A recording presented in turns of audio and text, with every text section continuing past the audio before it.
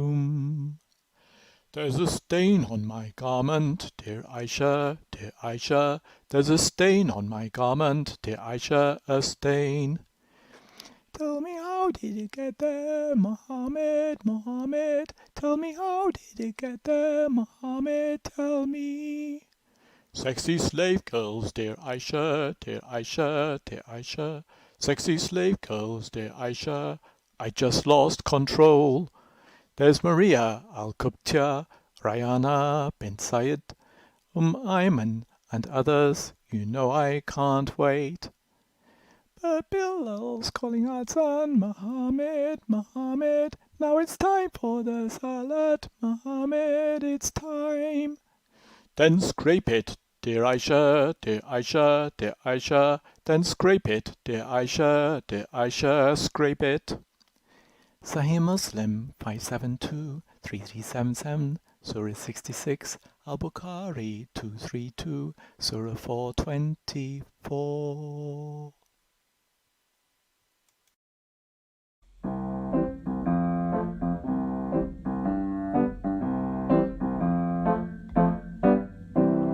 Allah is a false god, a false god, a false god. Allah is a false god, a false god. Allah is a false god, a false god, a false god. Allah is a false god, a false god. And Muhammad is not a prophet. Muhammad is not a prophet. If you want grace and mercy and love, Islam is not for you.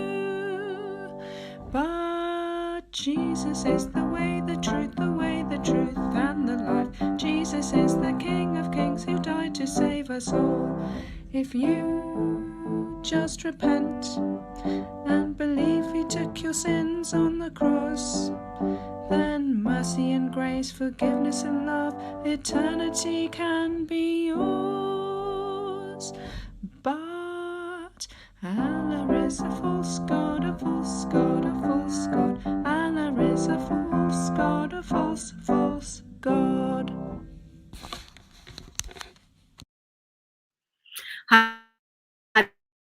The sound is bad. I'm sorry. Welcome to another live stream with DCCI Ministries. And we do have Robert Spencer with us, and we will be talking about dawa. What is dawa, how Muhammad did it, and how Muslims do it today. Peace of Christ be with you, brother. And with your spirit, thank you. How are you doing?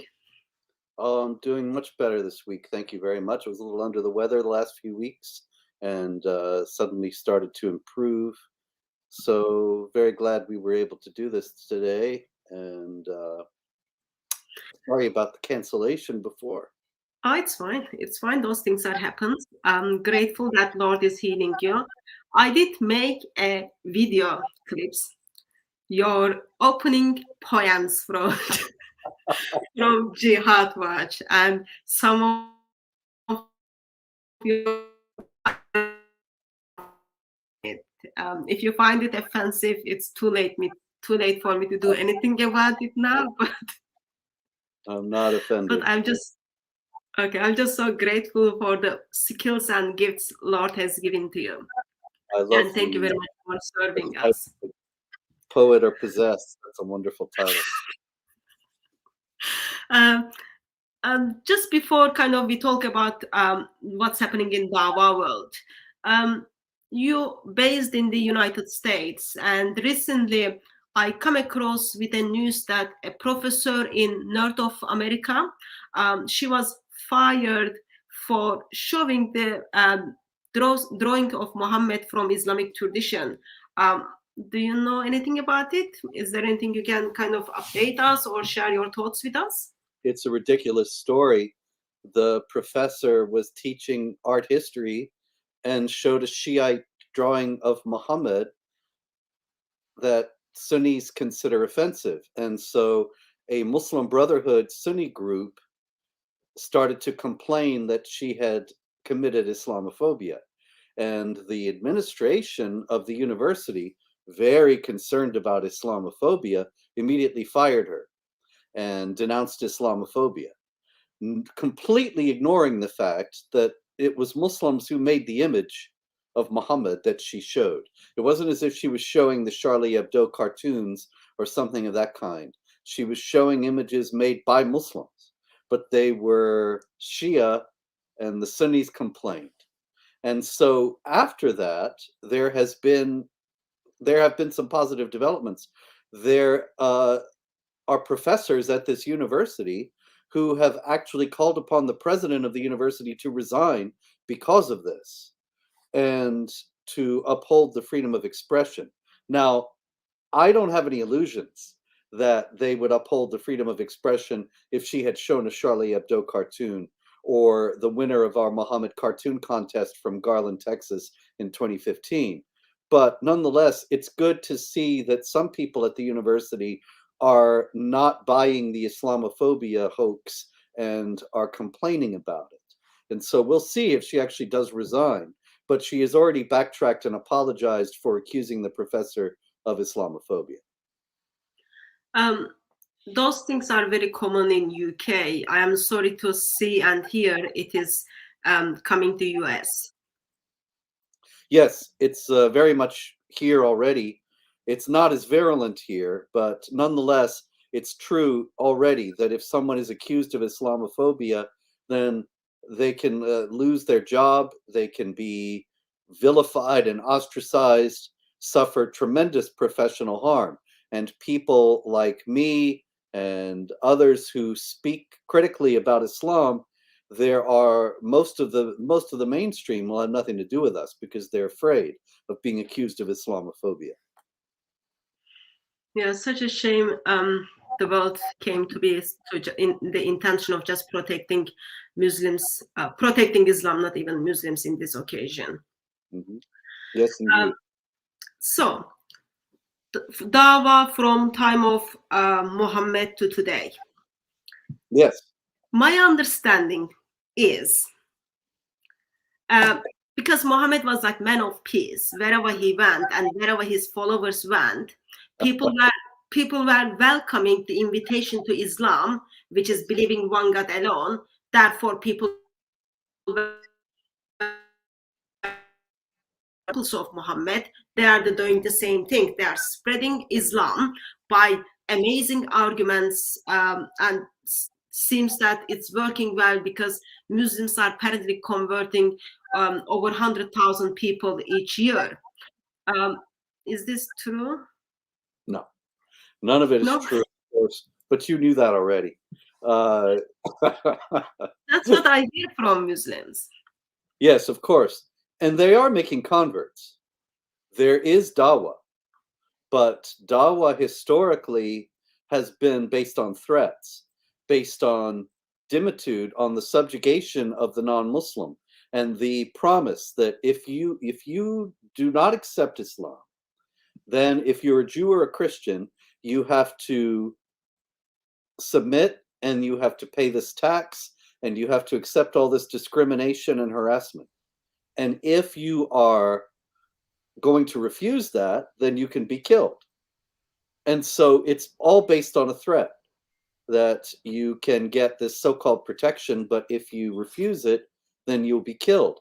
Meanwhile, the Christians who accept this protection, the Dhimma, or Zumma, they see how the Muslims live, and they can't live that way.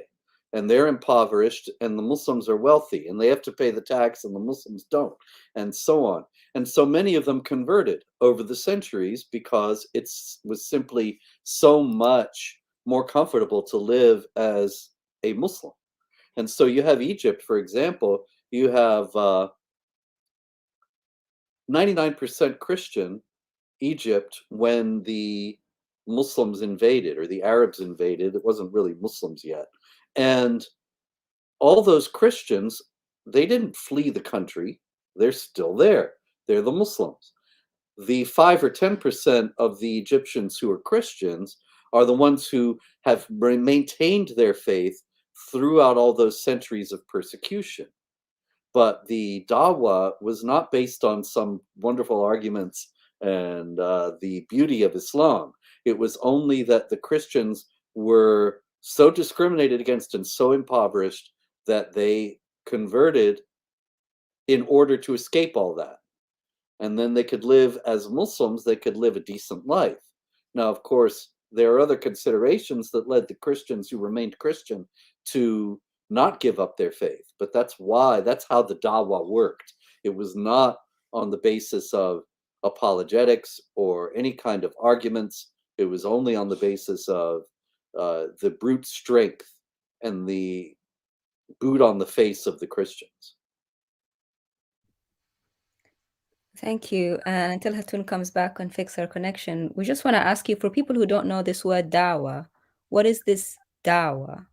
It's essentially proselytizing, and it is offering people the opportunity to convert to Islam. Like Muhammad says in Sahih Muslim in 4294, he says, when you meet the unbelievers, first invite them to accept Islam. That's the dawah.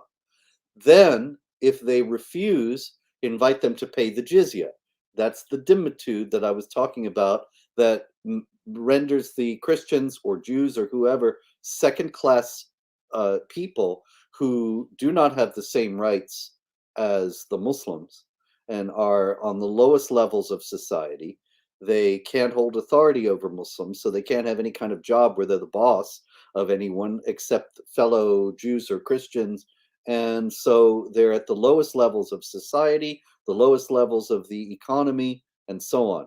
And then if they refuse to pay the jizya, then seek Allah's help and fight them. So Muhammad is delineating, in accord with the Quran, chapter 9, verse 29, 3 possibilities for the non-Muslims. First, to become Muslim. Second, to submit and become a dhimmi. And third, to fight against the Muslims and defend oneself against the onslaught of the jihadis. And so the dawah is the invitation to Islam. And there's always this threat. It's not just like Christians preaching Christ among non-Christians. And then if the non-Christians don't accept it, then the Christians go away and speak to somebody else. It's not like that at all. If you are the subject of dawah and you refuse it, then according to Islamic law, you are to be fought. And so, for example, there was an Al-Qaeda operative. He's dead now, at least as far as we know, an American convert to Islam years ago, Adam Gaddan. He was an American from California who converted to Islam. He ended up joining Al-Qaeda, becoming one of the leading terrorists. He called himself Al-Amriki, the American, and Azam Al-Amriki, the American. And he once made a video around 2005 or so, in which he invited me to accept Islam. And people didn't realize, because they don't know anything about Islam, that what he was doing was making it legally permissible for Muslims to kill me because I had already been invited to Islam. And you see, Muhammad had said, first invite them to accept Islam, then invite them to pay the jizya or go to war with them. So in order for him to be able to justify killing me, he had to first invite me to accept Islam. That's the nature of dawah. So it's different from proselytizing or evangelizing as we understand it. It's got different conditions. Very much so, yeah. So what would you say? Muslims keep saying this verse, no compulsion in religion. What would you say about that? Well, the idea of no compulsion in religion is an apologetic point that Muslim apologists use in the West today in order to mislead non-Muslims and make them think that Islam is tolerant and peaceful and so on. And so it is in the Quran. There's no doubt about that. There are some Islamic scholars, however, who say that it's been abrogated.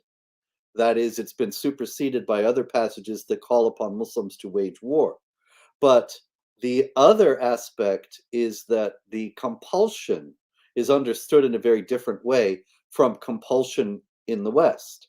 For example, there were 2 Fox News reporters, also many years ago, who were captured. I believe it was in Iraq, if I recall correctly, Iraq or Syria. Anyway, they were captured by jihadis, and they made a video in which they said that they had converted to Islam. And there's a gun to their head in the video. So it was very clear they were being forced. Wow. However, there's also no doubt whatsoever that the people who made the video didn't believe that they were doing anything that transgressed against the idea that there's no compulsion in religion, because they could have chosen to be killed. So they were not being forced to accept Islam. The idea of compulsion in the West is being forced to do something. But if you have another choice, as far as these jihadis are concerned, then you're not being forced. So they could have chosen to be shot through the head. There's no compulsion in religion. Wow, that is incredible. So basically, different definitions of the words, but still following the example of Muhammad as to how to invite people to Islam. Different definitions of the words. That's a very important point, because so many in the West have no idea of that. And even people at the highest levels of responsibility, the former president of the United States, George W. Bush, he said not long after 9/11, when we had the invasions of Iraq and Afghanistan, he said the people in Iraq, they want justice just like we do. And they want, they're ordinary moms and dads that we're fighting for in Iraq. And I thought, well, in a certain sense, yes, but he should have said ordinary moms and moms and moms and moms and dads. The idea of justice in Islam is Sharia, is Islamic law. It's not justice the way people in the West think of equality of treatment before the law. Sharia mandates an inequality of treatment before the law for women, for non-Muslims, and so on. And that is justice as far as a Muslim is concerned, an observant and knowledgeable Muslim. So if you have people talking about justice, you have to understand what they mean. And it's the same thing. With proselytizing, dawa, you have to understand what they mean, as we discussed. And all these words have vastly different understandings. Compulsion isn't yet another, that people have no idea what they're dealing with, and they assume that they mean the same things to Muslims as they do to non-Muslims in the West, and that's not the case. Why do you think Muslims are not so straightforward with these definitions, or are they commanded to be truthful with them? Well, Muhammad is supposed to have said, war is deceit. And war is deceit means exactly that if you are fighting against someone, and remember, think about war is deceit in light of the other passage where Muhammad says, first invite them to accept Islam, then invite them to pay the jizya, and then go to war with them. So you're at war with people who've rejected Islam and rejected submission to the Muslims. So these are enemies of Allah and enemies of the Muslims. And so you can lie to them. And if they think that they can make common cause with you because you say, oh, I like justice, or I don't believe in compulsion, or something of that kind, then that's fine. Muhammad said it was okay. So what would you say to people in the West who are on the receiving end of dawah? Well, they should wake up. They should be aware of what's going on. Like, for example, all of the mainline churches are engaging in dialogue nowadays. The Orthodox Church, the Roman Catholic Church, the Episcopalians, the Presbyterians, the Methodists, they're all talking to Muslim groups. And it's all dialogue that is supposed to help us come together and recognize what we have in common so that we'll get along better. But actually, if you're knowledgeable about Islam and you look at what the Islamic groups always say in these dialogue sessions, it's not real dialogue in terms of a discussion, a debate, a give and take. It's just proselytizing. It's just dawa. And Sayyid Qutb actually said this.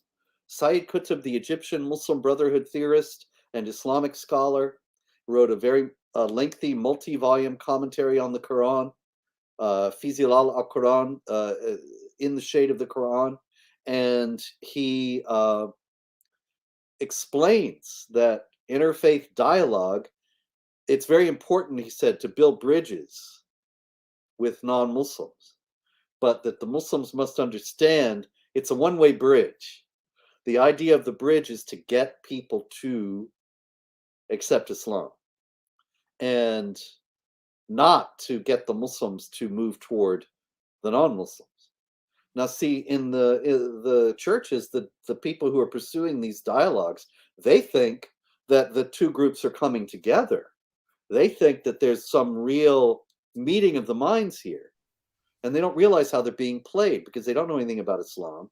They've never studied it except from Islamic apologists like John Esposito and Karen Armstrong. They have no idea how they're being fooled. But that is an example of how war's deceit works, that they don't realize that the dialogue is not for genuine exchange as far as the Muslims are concerned. It's to get them into Islam. Wow.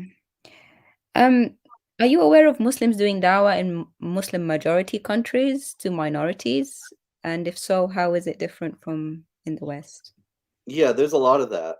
And it's actually pretty much ubiquitous that there are people inviting the non-Muslims in Muslim countries to accept Islam in all kinds of contexts. And then, of course, in the same way as I was explaining with Adam Gadan and me, it's often a pretext so that they can be brutalized after. In Pakistan, for example, you have people who are invited to accept Islam, they refuse, and then suddenly they find themselves accused of blasphemy. Often it's the same conversation that got them accused of blasphemy because they say this person said Muhammad was not a prophet and this is blasphemy and they have to be killed. And really what they were doing was refusing the invitation, refusing the dawa. But the refusal gives them permission to be brutalized. That is extremely shocking. That is wow. What would you say about the media and how they have tackled or not tackled this issue of dawah spreading in the West? The media doesn't know anything about dawa. As a matter of fact, the media in the West, the establishment media, is a willing proponent of dawa. They actively further it. And one way you can tell that is because I quite frequently see, as I'm working on the news items for my website, jihadwatch.org, I frequently see in major news publications an announcement, local news publications, announcements about a Muslim who is going to be speaking at an Ask Me Anything, Ask a Muslim Anything event. And it's usually at a local church, sponsored by the Christians. And the Muslim is presenting himself as clearing up misconceptions, they always use this word, about Islam, and trying to dispel Islamophobia by showing people what real Islam is like. And the Christians, of course, are very happy to sponsor this. And the speaker comes in and tells a lot of lies about Islam being peaceful and tolerant and so on. And the Christians, of course, they don't know because they haven't ever studied it. And so they go away thinking, isn't this wonderful? Or I never knew this. You know, sometimes you see this in the follow-up articles in the media. I never knew all this about Islam. I thought they were all terrorists, or I thought they were all Arabs, or I thought that they were all this or that. And now I know that it's a wonderfully diverse, multicultural, peaceful, benign, tolerant, loving community from which we have so much to learn. And the media, these things are practically routine in the media, and they're always held up as positive events. I've never seen and never will see, even though I've had people go to these events all over the United States and then write reports for me at Jihad Watch that I've published, and showing how the speaker was lying about Islam. But never have I seen, never once, and I don't ever expect to see it, in any of the media reports that speak about these Ask a Muslim Anything events. I've never seen an article that said something like, Muslim speaker challenged over dishonesty, or Muslim speaker accused of dishonesty. There's never even a hint given that this guy is here to pull the wool over our eyes, or that there are some people who say that this guy is here to pull the wool over our eyes. That's never, ever part of the news.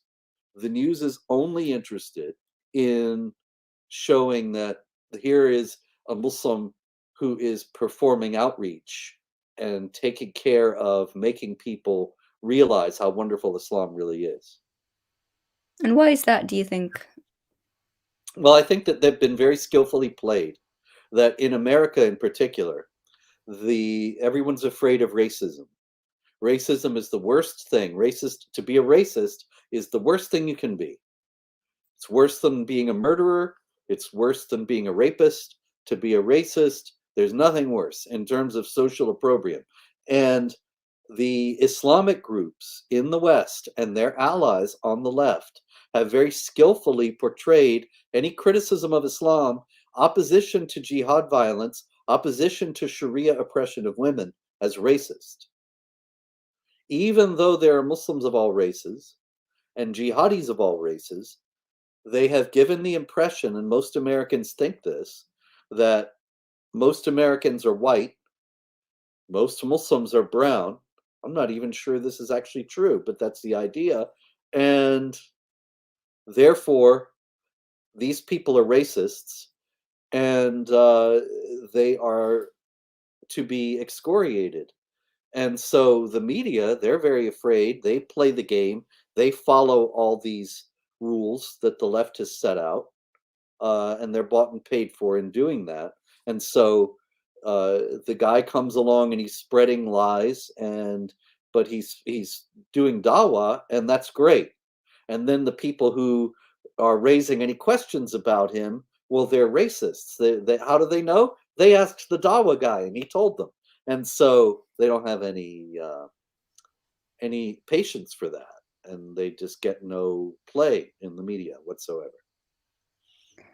From Muhammad's life, we've seen that he sometimes uses money, finances, to buy people. Have you seen that kind of dawah, sort of buy people's loyalty, affection towards Islam, or even make them Muslim? Oh, yeah. That's actually done on all levels. That's done from the highest levels to the lowest.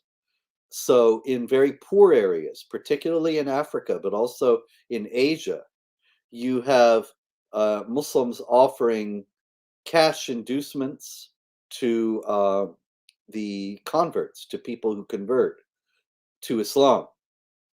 Now, it's an interesting thing because in India in particular, converts to Christianity are often called rice bags because they are accused of converting to Christianity in order to get the food that is supplied by the missionaries.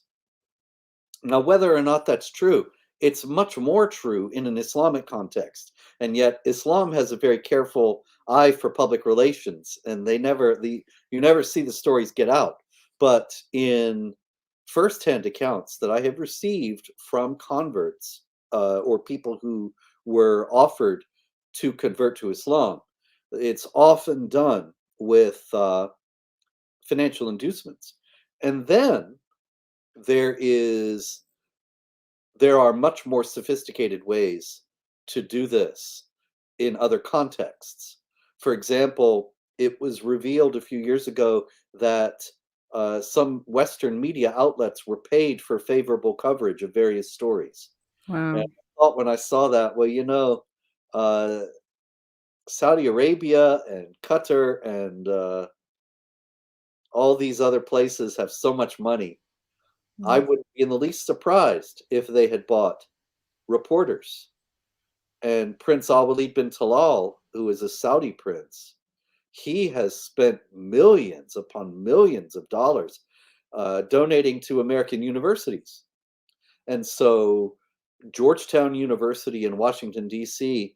has the Al-Walid bin Talal, it's named for him, the Al-Walid bin Talal Center for Muslim Christian Understanding, that is just basically a dawa mill, a propaganda center for Islam, to proselytize for Islam, to counter arguments that critics of Islam raise, to smear and defame the critics. It's all done out of this center. And they have millions and millions of dollars. So they always have favorable coverage in the media, and they're always given respect in the academic world and everywhere else. And it's the same thing at Harvard. There's a new center of Islamic studies that is also funded by Al-Walid bin Talal. And so he is buying academic coverage of Islam that is indistinguishable from proselytizing. I mean, for example, there is, as you well know, a large field of academic inquiry about whether or not Muhammad ever really existed. And that's something that ought to be pursued in universities, just as they pursue the question of the historicity of Christ and the historicity of the Old Testament prophets. And they have no problem doing that. But you'd be hard pressed to find academics who specialize in Islam being willing even to consider this question. And of course, they know who's signing the checks. Wow. We've got a question on the screen about the desperation by Muslims to do dawah by engaging the churches. Is it an act of desperation? Does it show us sort of maybe the success of dawah or lack thereof? I don't see it as desperation at all. It's just the Islamic imperative, in line with Muhammad saying, first invite them to accept Islam. And so that's a very, very large statement that has a lot of implications, and I think has led to multi-billion-dollar efforts on the part of the Saudis and others to invite the whole world to accept Islam. And that is a multi-pronged effort that involves engaging churches as well as many, many other things. And so it's not desperation, it's obedience. I see. Did you watch the World Cup in Qatar? There was a flurry of dawah activities there, and I wonder what you think of that and if they just use that again as dawah. Well, I didn't watch the World Cup. I'm not interested in football at all, but I did follow the news about it and saw that Qatar was taking advantage of the situation in order to do dawah on a grand scale. And so they said that hundreds of people had converted to Islam, but then there were other reports that it was only a handful, maybe even only one. But nonetheless, they had preachers in a huge number of languages of the world ready to preach Islam, and Qurans in all languages to hand out, and so on. They were ready. That was actually apparently the first priority of the World Cup. It may even have been why they spent the money to get the World Cup to Qatar. I think it backfired on them in many ways, because people saw what a Sharia state is like and saw how repressive it is. And that they may not have calculated in particular. But I wouldn't be at all surprised if they did the whole thing in order to have an opportunity for dawah on a grand scale. We've heard of the term love jihad. Have you heard of it? Is it true? Muslims deny this, of course. And is it theologically in line with dawah? Oh, it's very much true. And yes, I've heard of it. And yes, it is denied everywhere. I remember, my goodness, way back in 2000 or 2001, sometime around there, I went up to Toronto. I was on a show with Anish Sharouche, who has now passed away, who was a Lebanese Christian who had written a book about Islam. And he and I were on the show with two Islamic preachers. And it was a very wild kind of show in many ways. But at one point, the host, who was not on our side, he was on the side of the Islamic preachers, he actually told Anish Sharouche that he had to be quiet for the rest of the show, and he ignored him. He wouldn't cut off his mic and wouldn't let him talk. And Anish Sharouche had gotten this punishment because he had said to the two Islamic clerics, "You are coming into our countries and marrying our women." And Michael Coren, the host, he thought that this was a kind of a heinous accusation. But actually, there's a lot of truth to it. And particularly in India, it's a big scandal and a big thing that Muslims, individual Muslims, they woo non-Muslim women, they marry them, they have some children, they make sure that the children are raised Muslim. Then they often discard these non-Muslim women. They force them to convert. If they don't convert, they brutalize them, they get rid of them, they sometimes have even killed them. But the whole idea is to take a woman away from a non-Muslim community and make her part of a Muslim community and make her children Muslims.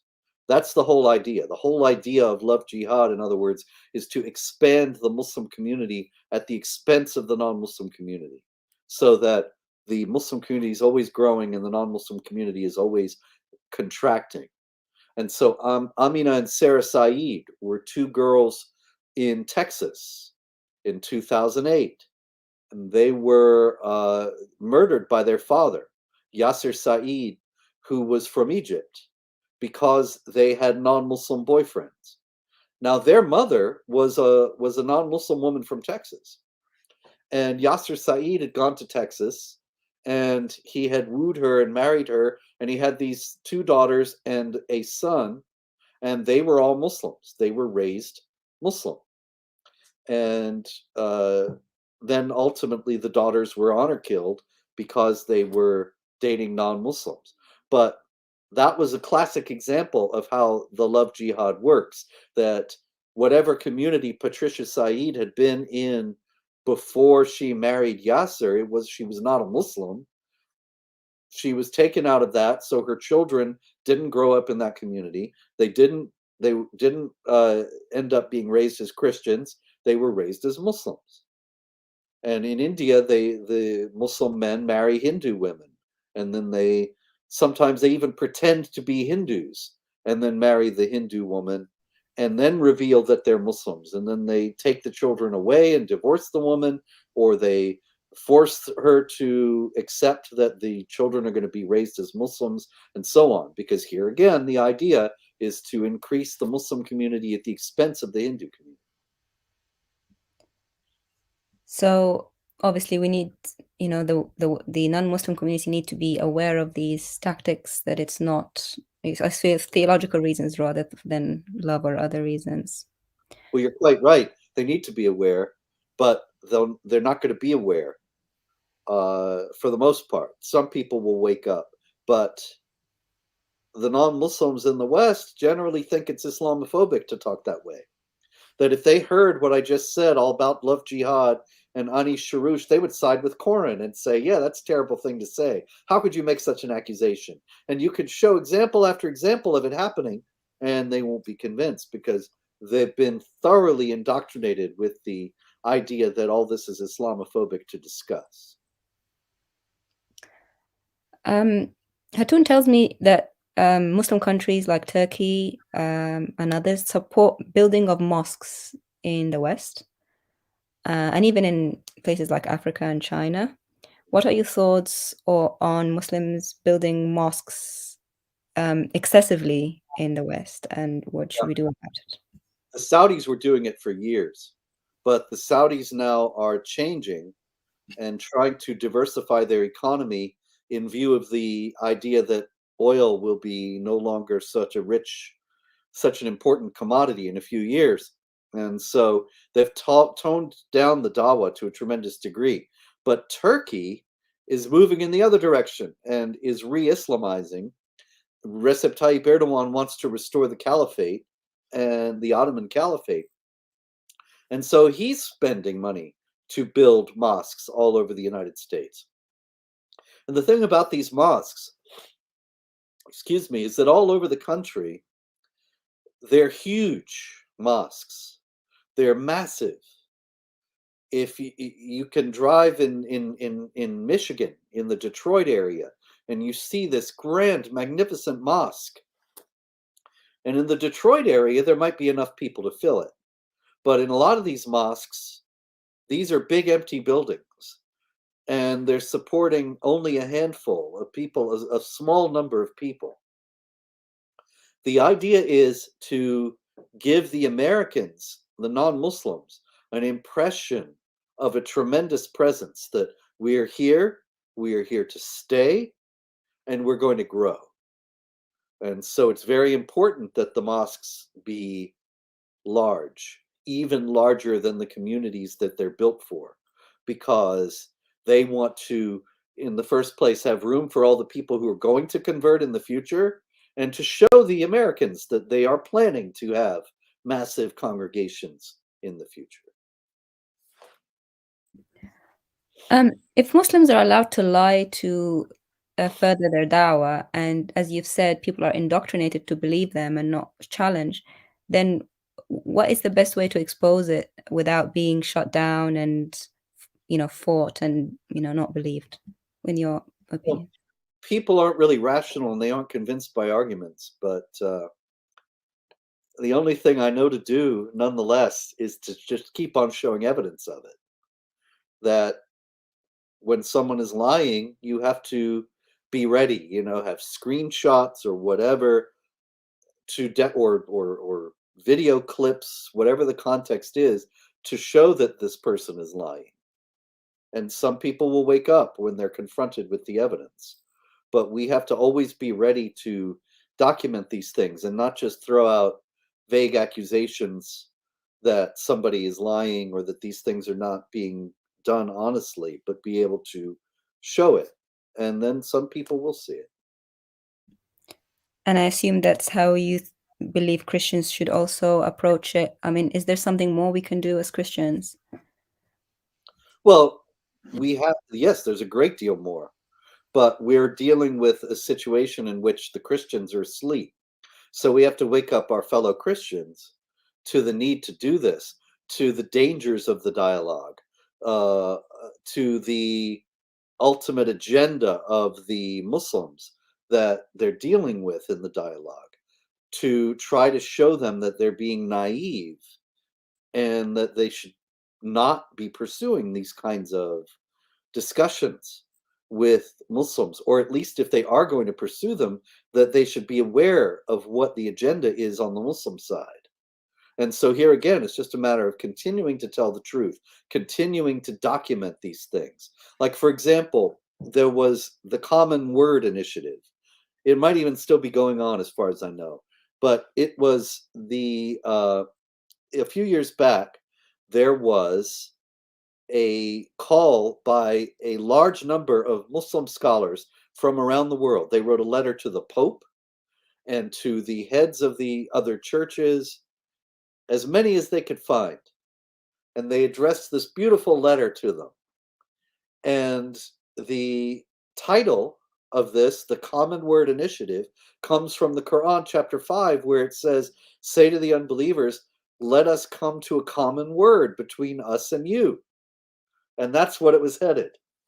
And of course, the non-Muslims were thrilled. And the Catholic Church, that was the beginning of the dialogue, actually, in the 21st century. And the other churches went for it, and they're all having dialogue now. And it seems as if nobody ever troubled to look at the Quran and to see what the actual verse said. But what it says is, let us come to a common word between us and you, that you will associate no partners with Allah. Now, anybody that studied Islam knows that Muslims or the Quran explicitly, they consider the idea that Jesus is the Son of God to be associating partners with Allah, and that's shirk. It's worshiping others besides Allah, and it's the worst sin in Islam. So what the Common Word Initiative is really doing is trying to get the Christians to stop being Christians and convert to Islam.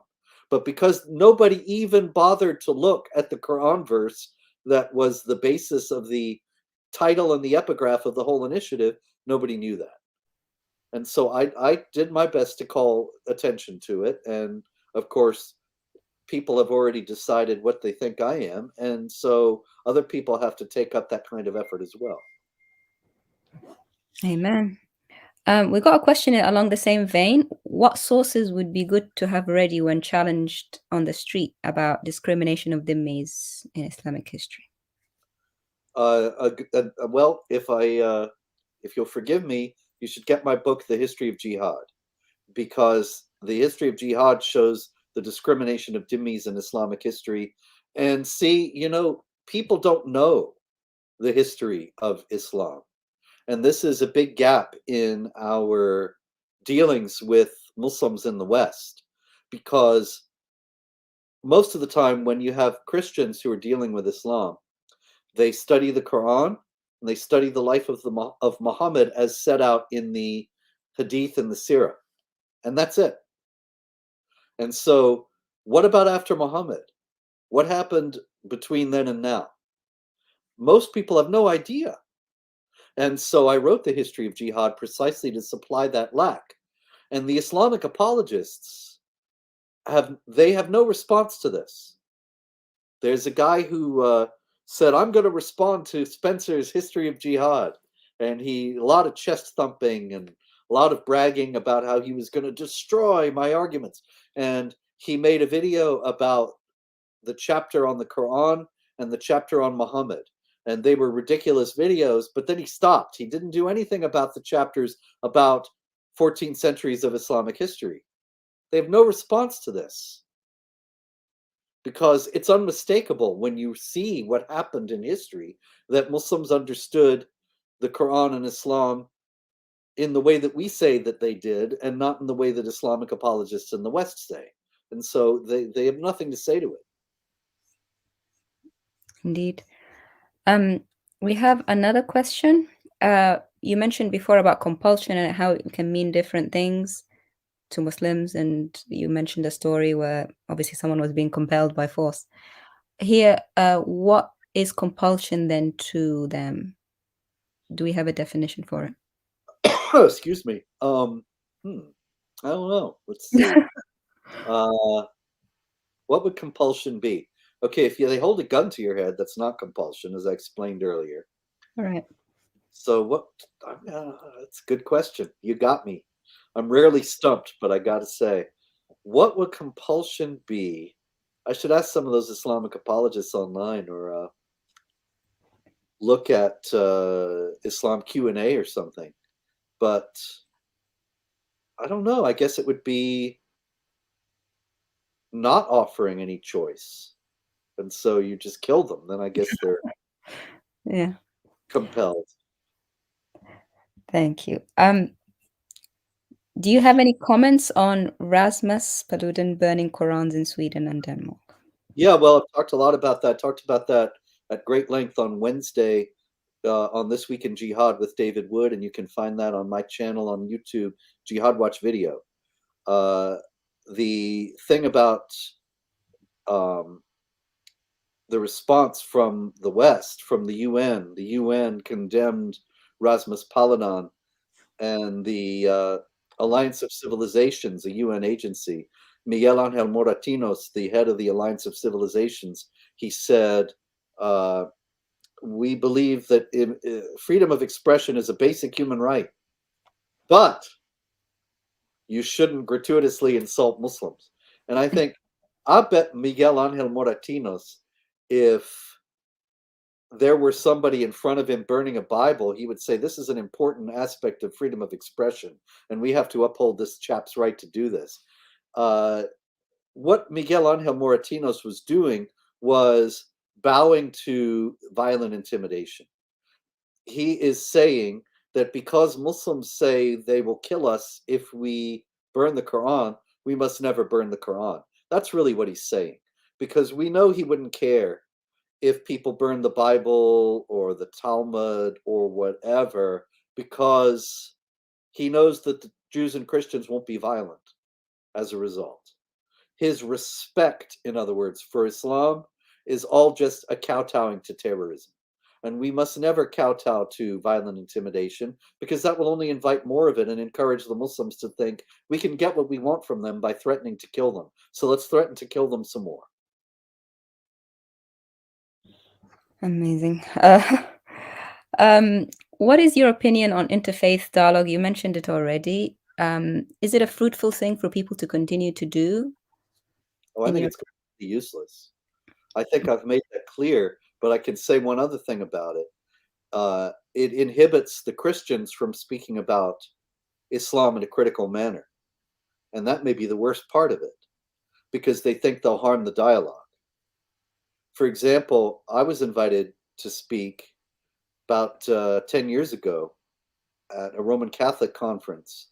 And then the bishop of the area, Robert McManus of Worcester, Massachusetts, he canceled the invitation and didn't allow me to come. And he said that this was because if I discussed the persecution of Christians, it could harm the dialogue that Muslims are having with Christians. Now, you see then that Robert McManus is never going to speak about the persecution of Christians because he doesn't want to harm the dialogue. And so who is going to speak about the persecution of Christians? Nobody, because the Western governments don't care. And so the churches that should be on the front lines of speaking about the persecution of Christians, they've been bullied into silence, or they've accepted the silence because they want the dialogue. The dialogue hasn't prevented a single Christian from being persecuted. The dialogue has not prevented a single church from being burned or destroyed in an Islamic country. And so it's useless. It's worse than useless.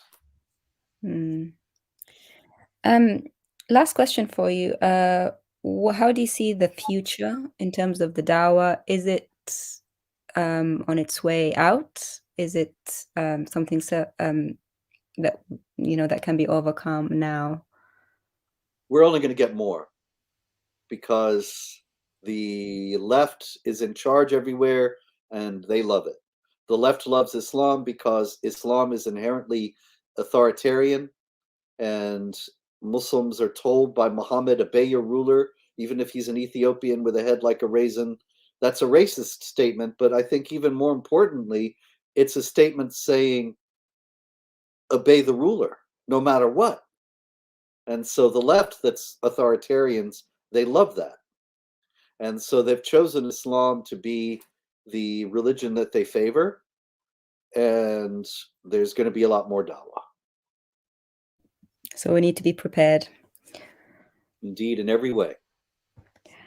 Thank you so much for being with us. Is there any last words you want to, part with before we end? Never give up, never surrender, keep fighting. Things are going to get darker, but well, we know that after the cross comes the resurrection. Amen. Well, thank you so much, brother, and thanks for joining us. Hatun sends her apologies. She has some internet issues, but we're very grateful that you've continued with us and allowed us to sample some of your knowledge on Dawah. We hope to have you again soon with us in another stream. Pleasure.